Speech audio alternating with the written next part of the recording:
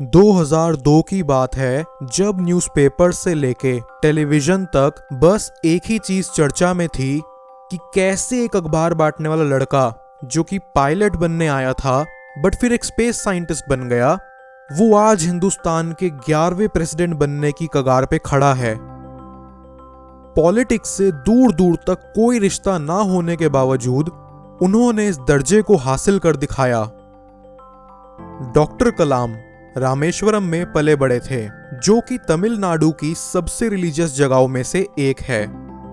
जब डॉक्टर कलाम 8 साल के हुए तो देश में सेकेंड वर्ल्ड वॉर स्टार्ट हुआ था, जिसने कंट्री में इमरजेंसी जैसे हालात पैदा कर दिए। न्यूज़पेपर्स का बंडल भी जो सिटी में आना होता था वो रामेश्वरम पहुंचने से पहले ही चलती ट्रेन से फेंक दिया जाता। डॉक्टर कलाम ने अपनी जिंदगी की पहली कमाई इन्हीं न्यूज़पेपर्स को इकट्ठा करके इनके ठेकेदारों की मदद करके ही करी थी।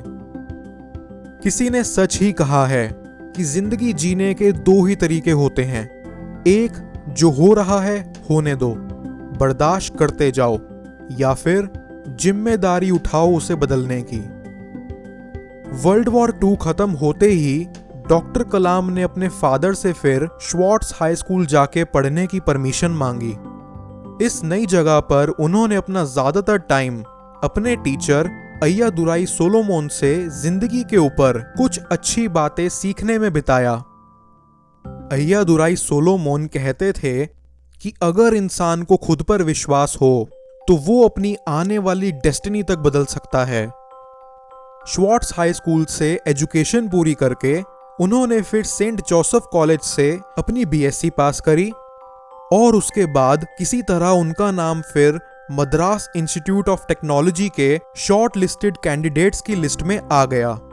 बट इस कॉलेज की फीस बड़ी महंगी थी, तो उस वक्त डॉक्टर कलाम की मदर ने अपने सोने के कड़े और चेन बेचकर उनके हाथ में फीस के पैसे थमा दिए। मद्रास इंस्टीट्यूट ऑफ टेक्नोलॉजी में उन्होंने अपनी स्पेशलाइजेशन फॉरेन एरोनॉटिकल इंजीनियरिंग में करी और फिर एज अ ट्रेनी उन्हें हिंदुस्तान एरोनॉटिक्स लिमिटेड में काम करने को भी मिला।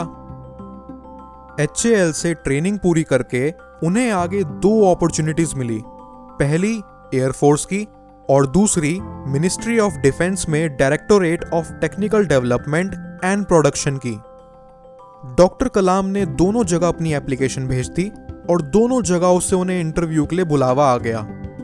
किसी कारण एयरफोर्स में उनका सिलेक्शन नहीं हो सका और वो बहुत उदास हुए। बट फिर डिफेंस में उन्हें 250 रुपए पर मंथ की सैलरी पर सीनियर साइंटिफिक असिस्टेंट की जॉब मिल गई। 3 साल बाद उन्हें बैंगलोर ट्रांसफर कर दिया गया और उसके 1 साल बाद doctor Kalam the Indian committee for space research में एज अ रॉकेट इंजीनियर की पोस्ट पर जॉब लेते हुए मुंबई चले आए। यहां उन्होंने जी जान से अपना काम करा, जिसकी बदौलत एक समय ऐसा आया जब Indian committee for space research ने उन्हें 6 महीने के लिए नासा भेज दिया रॉकेट लॉन्चिंग की ट्रेनिंग के लिए। यदि आप अपनी ड्यूटी को सैल्यूट करोगे तो आपको किसी भी व्यक्ति को सैल्यूट करने की जरूरत नहीं पड़ेगी, लेकिन यदि आप अपनी ड्यूटी को पॉल्यूट करेंगे तो आपको हर किसी को सैल्यूट करना पड़ेगा। डॉक्टर कलाम के नासा से आने के तुरंत बाद हिंदुस्तान का पहला रॉकेट लॉन्च हुआ, जो कि बेहद कामयाब रहा।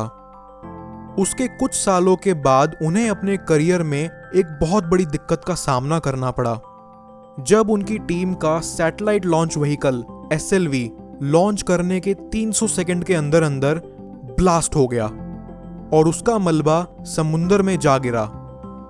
वो बहुत निराश हुए, मगर किसी तरह से अपने आप को संभालते हुए उन्होंने इस प्रोजेक्ट पर और रिसर्च करनी चालू कर दी और जब भारत का अगला SLV लॉन्च हुआ तो उसने हर हिंदुस्तानी नागरिक का सर गर्व से ऊंचा कर दिखाया।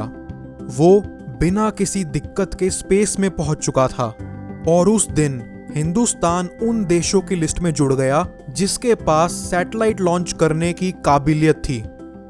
फिर डॉक्टर कलाम का हिंदुस्तान की पहली मिसाइल लॉन्च करने में भी बहुत बड़ा हाथ रहा।